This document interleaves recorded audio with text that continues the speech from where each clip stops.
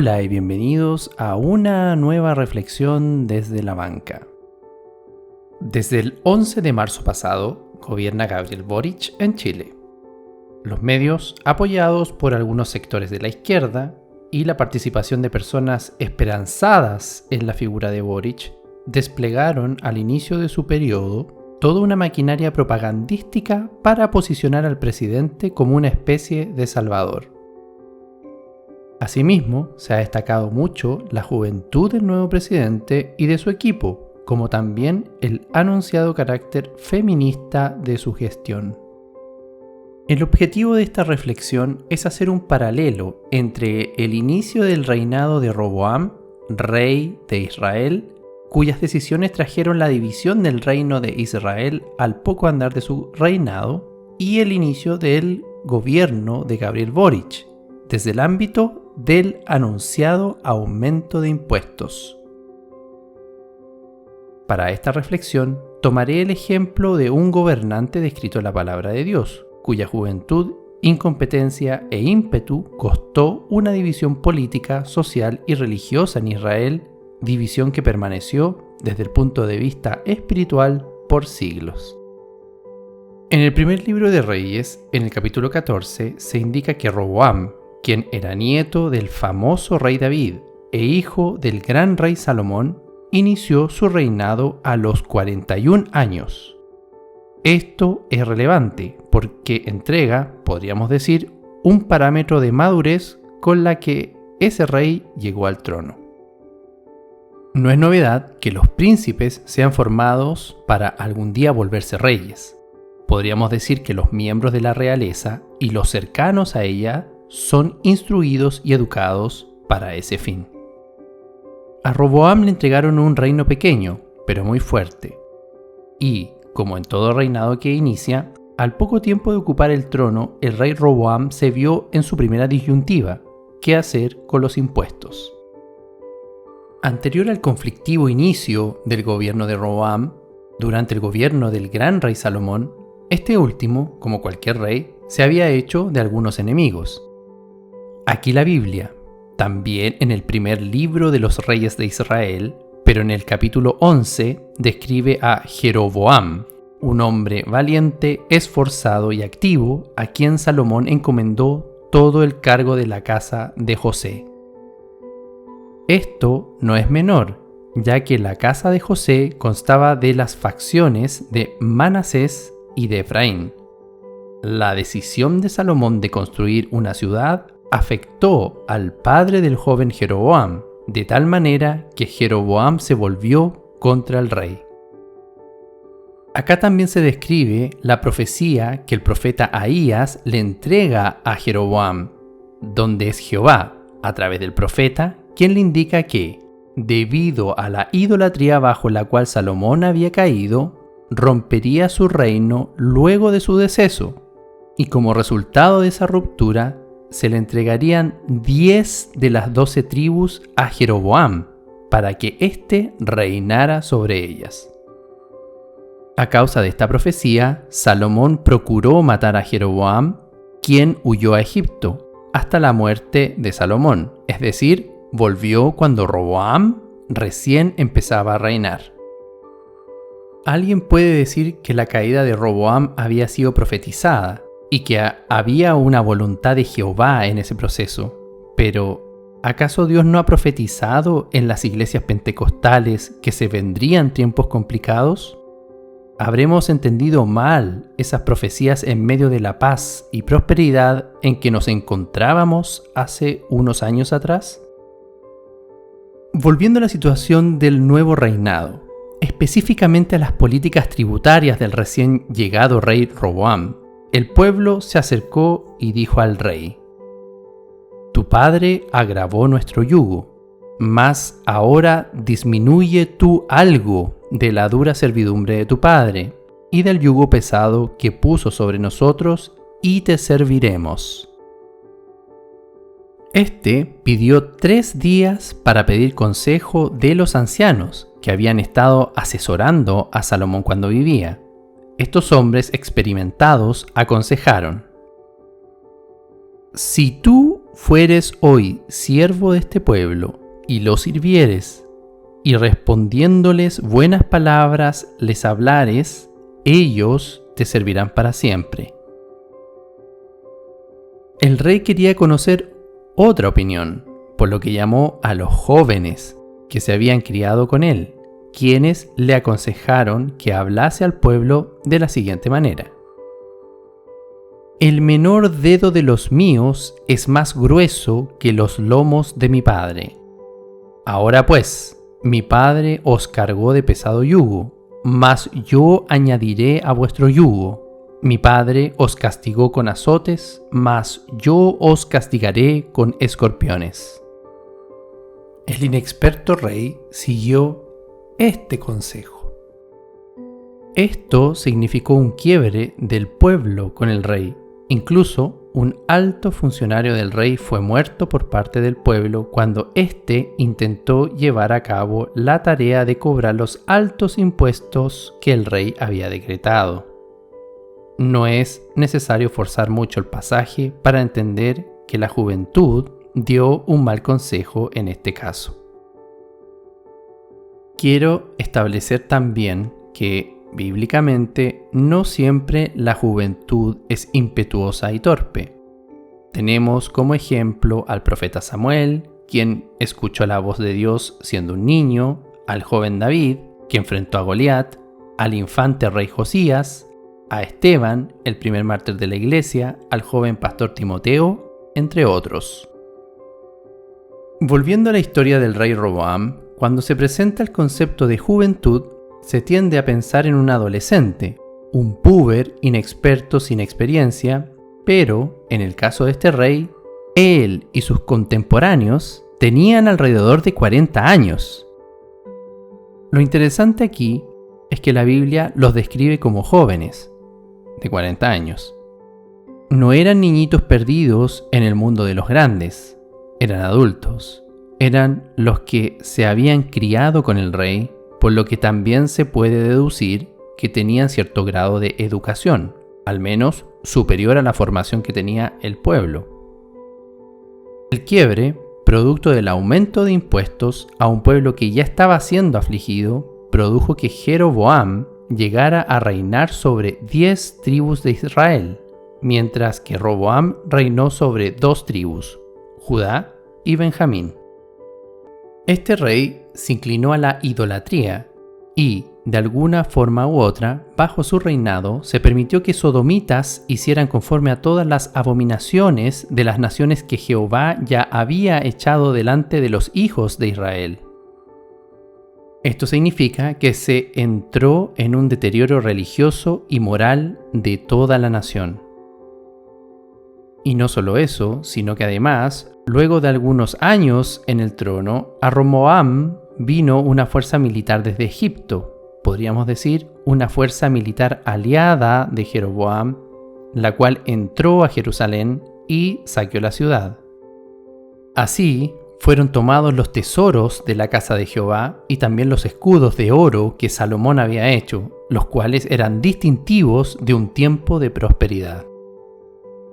Lo que diré a continuación se puede interpretar como un intento infructuoso de Roboam por parecer rico, cuando en realidad el reino de Judá entraba en una espiral de decadencia. Pero, para reemplazar los lujosos escudos de oro de Salomón, Roboam forjó escudos de bronce, a modo de mantener la idea de ser rico. En resumen, en relación con el reinado de Roboam, se puede decir que, directamente producto de su mala gestión y en poco tiempo, Israel completo tomó el camino de una decrepitud a todo nivel. Enfocándome en el objetivo de esta reflexión, me es imposible no hacer un paralelo entre lo ocurrido en el inicio del reinado de Roboam con lo que estamos viendo con el inicio del gobierno de Boric, quien ni siquiera alcanza sus 100 primeros días, pero ya genera preocupación entre la ciudadanía. A grandes rasgos, detecto 3 grandes puntos en donde se enfocará el gobierno de Boric y que podrían afectar negativamente a nuestra sociedad. 1. El aumento de los impuestos e impulso de una reforma tributaria. 2. La decadencia espiritual y moral. Básicamente, este gobierno va a trabajar en proyectos de ley que riñen directamente con los valores cristianos. 3. La polémica selección de asesores que acompañan a Boric. Sin embargo, y siguiendo el objetivo de esta reflexión, me enfocaré en el primer punto, el aumento de los impuestos e impulso de una reforma tributaria. Durante la candidatura de Gabriel Boric, se hizo mucho énfasis en que la reducción de la desigualdad era una tarea donde el Estado debe intervenir directamente. El concepto de desigualdad es bastante amplio y se puede abordar desde diferentes aristas, por lo que la promesa del candidato debía estar respaldada por una propuesta ambiciosa, con el fin de abarcar la mayor cantidad de aristas posibles dentro del concepto de desigualdad. La propuesta inicial del gobierno apunta a que eventualmente se podría recaudar entre un 8 y un 8,5% del Producto Interno Bruto a través de una reforma tributaria adecuada. ¿8,5% de qué? Del PIB. El Producto Interno Bruto, o PIB, es un indicador económico que da a conocer el valor monetario de todos los bienes y servicios finales producidos por un país en un determinado periodo de tiempo. En 2020, Chile registra alrededor de 0,253 billones de dólares como PIB, de acuerdo con los datos del Banco Mundial. Para hacernos una idea, Estados Unidos en 2020 registró un PIB de cerca de 21 billones de dólares. Volviendo a la reflexión, desde hace años se viene levantando la idea de que en Chile existe una abismal, voluntaria y sistemática evasión tributaria. Uno de los objetivos del gobierno de Boric es reducir la evasión y elusión de impuestos para llegar a una recaudación de 3,5% del PIB. Entonces, esta reforma tributaria debe contemplar dos ejes. El primer eje es, obviamente, evitar la evasión del impuesto al valor agregado, o IVA. En un artículo publicado en La Tercera, se indica que en 2018 la evasión fue de un 21,3%, lo cual corresponde a 2,2 puntos del PIB. Sin embargo, los economistas especializados comentaron que es difícil hacer ese tipo de estimación de manera tan precisa y que una reforma tributaria podría a lo más aumentar la recaudación en un 1,5% del PIB. Esto significa que habría que cubrir por lo menos un 2% para lograr ese 3,5% fijado por el gobierno. El segundo eje es aumentar los impuestos a las empresas y a las personas. Un ejemplo de esto es que en las últimas semanas a los que son propietarios de una vivienda les ha llegado un aviso sobre el impuesto a los bienes raíces. En Chile se realiza un avalúo de las propiedades y de acuerdo con ese avalúo se realiza una recaudación, la cual es destinada en su totalidad a las municipalidades del país, constituyendo una de sus principales fuentes de ingreso y financiamiento. Por otra parte, también se ha escuchado al ministro de Transportes, quien indicó que se realizaría un aumento en el impuesto a los combustibles. Si creemos que esta reforma tributaria va a estar enfocada en las empresas, nos equivocamos. Mario Marcel, ministro de Hacienda, en una entrevista en el medio Reuters en marzo pasado, indicó: la verdad es que ya no hay mucho espacio para aumentar la carga tributaria de las empresas, sin que haya un efecto sobre la competitividad. Esto significa que las personas tendremos que sufrir un alza irremediable de impuestos, lo cual sumado a la creciente inflación nos deja como nación más pobres que antes. Esto nos lleva a otro punto que tiene que ver con la economía, los retiros de dinero desde los fondos de pensiones. En estos últimos días se ha hablado mucho sobre la postura del gobierno referente al destino de los fondos de pensiones de los chilenos y el rol del proceso constituyente. Si bien transversalmente se conoce que estos retiros son una mala política para enfrentar una crisis, la izquierda, antes de llegar al gobierno, emplazó fuertemente al gobierno de Sebastián Piñera para que se permitiera hacer retiros de los fondos, lo cual es anticonstitucional, pero se logró finalmente. Ahora, frente a la situación difícil para un sector de la población y la incertidumbre que generan los artículos aprobados que ya son parte del borrador de la nueva Constitución y que tendrá que ser aprobado o rechazado por la nación a través de un plebiscito en septiembre, las personas han manifestado la necesidad de hacer un retiro completo de los fondos de pensiones.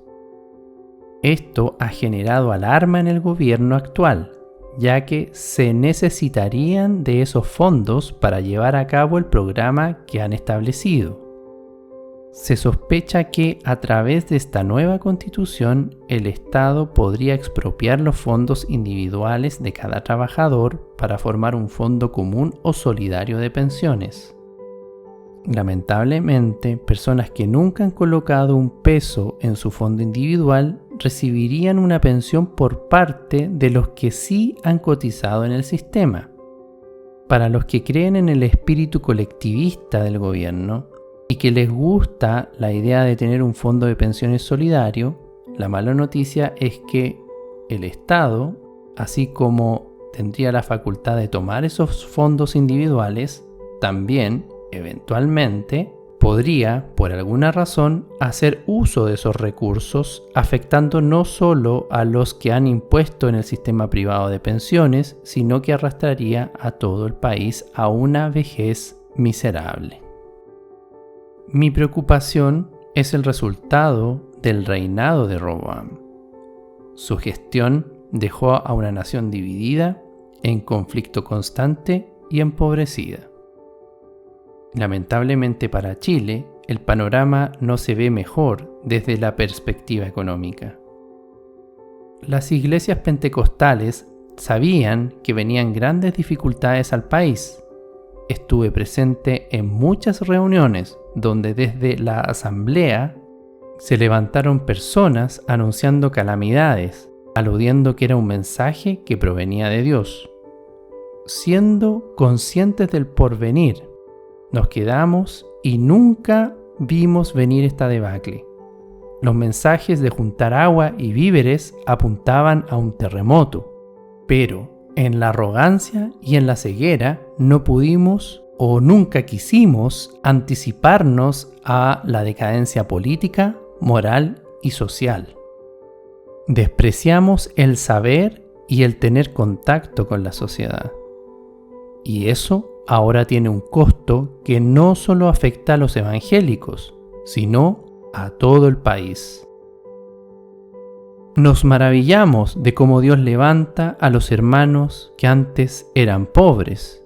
Escuchamos muchas experiencias donde ahora los hijos de los hermanos sencillos tienen acceso a la educación superior, entregándoles el Señor nuevas oportunidades antes impensadas. Pero, ¿cómo responde la Iglesia a lo que está ocurriendo? ¿Dejaremos que siendo el país más próspero de la región, ahora pasemos a ser nuevamente un país pobre? ¿Acaso eso no sería un desprecio a lo que Dios nos ha entregado para administrar? Acá debemos entender que como cristianos sí tenemos un rol, que sí podemos intervenir de manera activa, que aún se puede hacer algo y que no todo está perdido ni todo está entregado. Tenemos una voz que debe ser escuchada, que debe ser respetada, y tenemos un mensaje maravilloso que entregar que merece ser escuchado. Pero si seguimos restándonos de la contingencia, escondiéndonos en los templos, pronto ya ni ese espacio estará disponible para cobijarnos de la revolución que estamos viviendo y que se seguirá extendiendo en nuestro país y en el mundo. ¿Estará dispuesta la Iglesia a hacer frente a esta situación tan difícil?